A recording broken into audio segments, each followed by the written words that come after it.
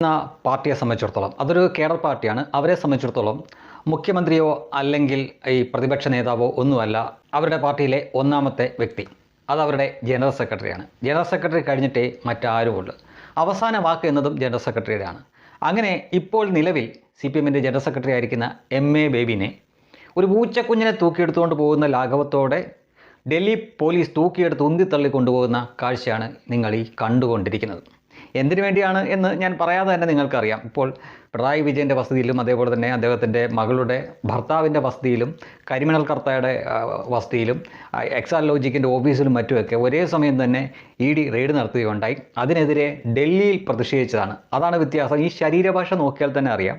ഈ പച്ചപ്പാവം പോലെ ഇപ്പോൾ നടിക്കുന്ന MA ബേബി കേരളത്തിലായിരുന്നുവെങ്കിൽ ഇതായിരിക്കുകയില്ല അവസ്ഥ.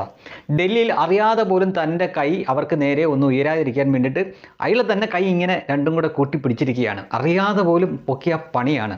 ഡൽഹി